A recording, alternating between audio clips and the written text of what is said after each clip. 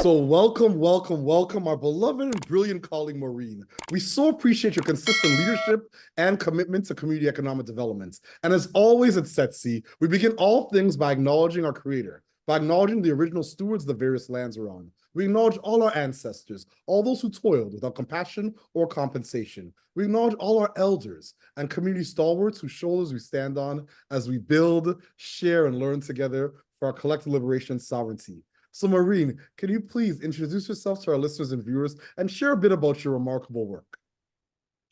Oh, Victor, thank you so much. And I love that acknowledgement that you just gave. That was so beautiful. And I'm actually calling in today from the traditional territories of the Lekwungen speaking people here on southern Vancouver Island, and represented by the Songhees, the Esquimalt, and the Wasanich peoples, and of course many other amazing elders and community members for sure.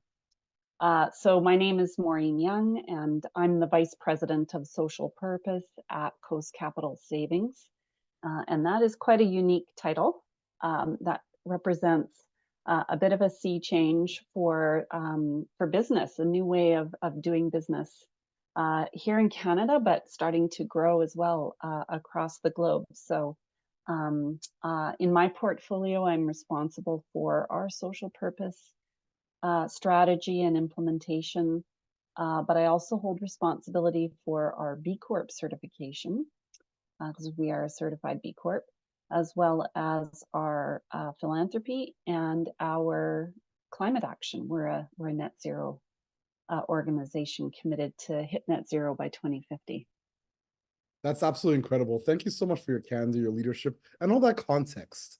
So my next question is, what's inspiring you right now in your work? What has you curious, or what's keeping you up at nights? Yeah, I mean, I hinted a little there in my opening around this great journey that we're on at Coast Capital to you know, deeply embed social purpose into our organization. And maybe just to situate that for your listeners, social purpose business model is a little different than what we might have heard of around a corporate purpose. So corporate purposes have been around for a really long time, and often are situated on creating maybe the best product, or meeting your customers' needs better than anyone else. Those sorts of types of statements. Being a social purpose company means that you're trying to drive societal impact, not just impact for your customers or your employees, but you really want to actually contribute to solving a societal problem, and be part of that solution. And the other thing that's unique about a social purpose business model is that you are driving impact not only through your corporate social responsibility programs, which for most organizations sit on the side of the company, but you're actually trying to drive impact through every aspect of your operation. So that is inspiring to me. I have been with Coast for coming up to 22 years.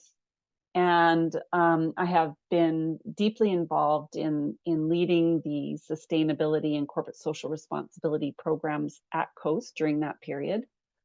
And so for this last 3 years, to be really embedding impact now, beyond the CSR programs and through our products and services, through our policies and our practices and our all aspects of our organization. It's pioneering. So I'm up a lot at night thinking about, what else, what did we miss? What's you inevitably encounter some challenges along the way. So, those are all things that that keep me mind spinning at all times. But very inspirational, and what an incredible opportunity at 22 years at Coast to have this. This is a highlight of my career, I would say, to be able to be a part of the journey that Coast Capital's on. That's incredible. Thank you so much. I appreciate all that, and remarkable work. And thank you for the distinction.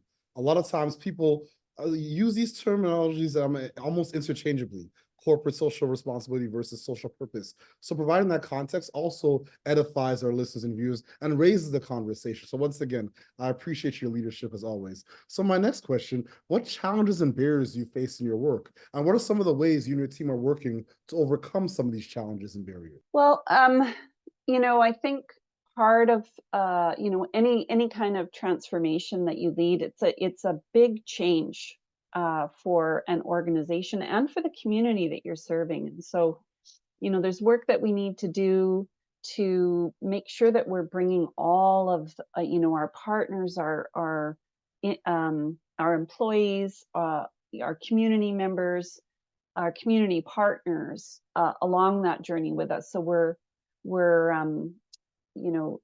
I think you can always do better. I'm always looking at how can we, for example, help make the social purpose more tangible and part of the experience that an employee might have, no matter where they are in the organization.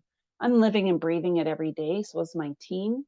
So how can we really more deeply embed it into the culture? So those would be some of the things that we're working on right now. As an example, we are in the process of building that purpose and culture engagement plan for our organization. Will be a multi-year plan.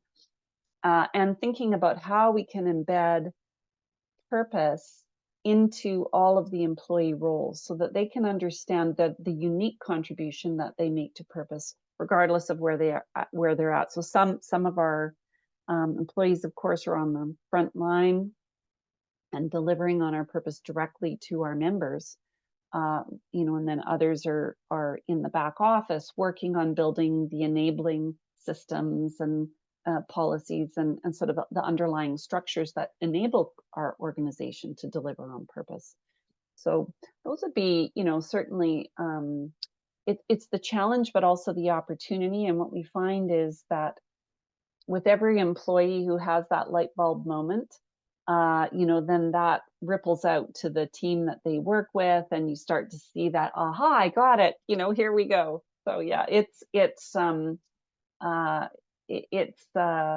a big job. We've got 2,000 employees, and we're distributed across, a number of different branches and offices. So, and a lot of us now, of course, from COVID times, working remotely. So, those all pose new challenges for you as you look to engage and really drive that culture that's going to support our purpose delivery.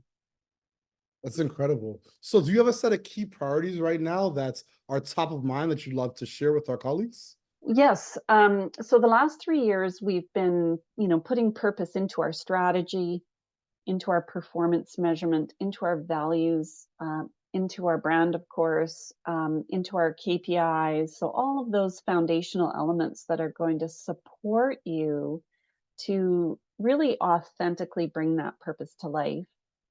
And I should probably take a moment just to say what our purpose is. And that was a big exercise, a listening exercise and consultation exercise with our many stakeholders. And so what we did was we thought about what are the challenges that people are facing in Canada today. And of course, we know what those are. There are a lot of economic challenges, a lot of systemic inequities that are keeping people from being able to thrive. And then on the other hand, we looked at what are we uniquely positioned to do?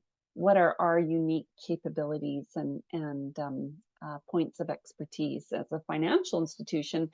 And it's in the intersection of those two areas that our purpose was born in. So our purpose is to build better futures together. That's important because we are a member-based organization working in community. And our vision is to unlock financial opportunities to positively impact people and communities. And we're really taking aim at income inequality and how can we support more people to get ahead. So our priorities right now, we've identified 3, we're calling them sort of our strategic pillars that we are advancing. One is around accessible education, understanding the role that education, upskilling, and reskilling can play in positioning people to improve their financial health and to grow their incomes, particularly as we're seeing, the shift to, a digitized world, automation, AI. Let's not forget that. Never mind the shift to a low carbon economy. So there's a lot of transition that people are needing to get their heads around, and education and upskilling, reskilling, and ensuring people have equitable access to those opportunities is really key. So that's one pillar. Second pillar is around equitable employment. Most people derive their income from work, and we need work to work harder for them. And so really looking at how, first of all, we can lead by example, right? As a progressive employer, how can we make our organization the best place to work, where you've got flexible work arrangements, great pay and benefits, that you've got opportunities to career path and map out the career and achieve the career that you want. So that's really an important thing. And then how can we help others to adopt practices that are going to similarly position their workplaces in a way that supports everyone. And then the last pillar, and this is really core to our business, is making sure that people have access to the financial services, the products, the services, the advice that are going to help them to, understand how to access, banking services, but really to make sure people have the opportunity to fuel their aspirations. And so those are our three priorities. One last one that I would say is sort of a wraparound is we are trying to grow the purpose economy. So we not only have adopted a purpose ourselves, but we really want more businesses in Canada to do the same, because we think this is one of the ways that that we can tackle some of the big challenges that we face as a society. And business, is very well positioned to make a meaningful difference. And so that's another big priority for us. Absolutely, I couldn't agree more. Every time I talk to my colleague Coro Schrenberg, this is the heart of our conversation. So, yes. So thank you for all that context and sharing those priorities. We really appreciate you. So my next question, how do you feel about the future of credit unions in Canada? Are you hopeful? Are you optimistic? Are you pessimistic? How do you feel about it? Well, I'm very optimistic. It's not to say that it's not a challenging environment. It certainly is. Credit unions have to grapple with a lot of, some of those same challenges that I described earlier that people face around digitization, automation, AI. I think our members are looking for, incredible access to, for example, the digital banking services. So credit unions have to be able to put all of those systems in place and meet those expectations. So that's a high bar. But what I think is so exciting about credit unions, and I'm hoping that this next chapter for credit unions really starts to define what a modern financial cooperative really looks like, because in the face of everything that we have going on in Canada, credit unions are member-based, community-based organizations that right in their DNA are established to meet unmet needs in the community.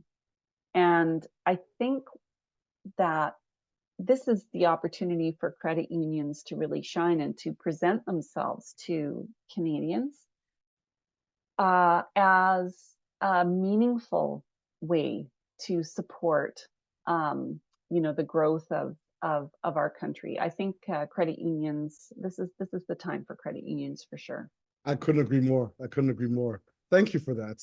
So my next question is, what is your ultimate goal, and what does success look like and feel like to you and your colleague? Well, the goal that we have is a huge one, and it's long term. And that, we're not measuring this by quarters or, by next year's performance, although of course we track lots of metrics.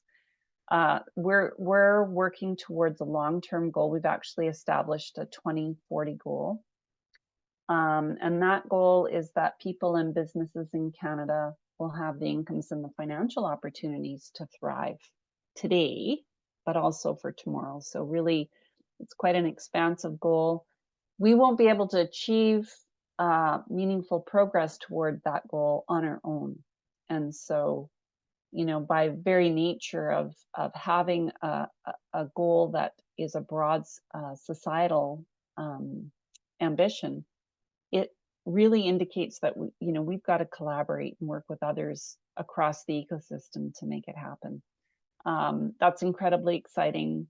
It's opening up all kinds of new conversations for us with organizations right across the country, and thinking about really innovative ways that we can make that happen. We do, I referenced earlier, some of the metrics that we're pursuing. One of the things that we've been involved in the last year has been to start to define some of the underlying goals and metrics that we should be advancing as an organization. And so we have been building that roadmap, that framework of measurement. We're busy collecting data to develop our first year's baseline. We'll probably tweak and refine as we go, as we get a little better at it. I think purpose measurement, well, I don't think I know, it's pretty new. So we're kind of pioneering it. It's a new way of driving impact and being able to report on your progress transparently with your members. So we're looking forward to publishing more on our purpose measurement in the next year. It'll be about a year from now when we have all that sort of initial set of data collected. That's incredible. And I agree.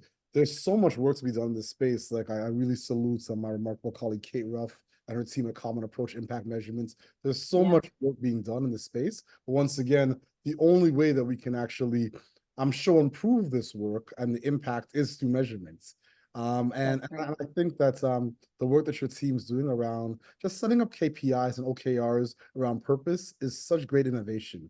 And you're leading by example. So that's absolutely remarkable. So my last question, do you have any closing thoughts or calls to action for our listeners and our viewers? Well, I think that we all have an opportunity to really examine all of the relationships that we have as individuals, as businesses, as nonprofit organizations, to really think intentionally about where we want to direct our business to support the, or contribute to the solutions that we need in the country. And so, think about, where you buy your products from, think about your own footprint, think about, who is doing good work in the space, and share best practices.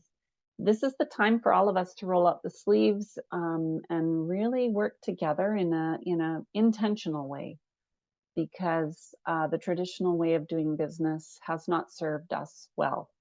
So it's time for a change. Ashe, I couldn't agree more.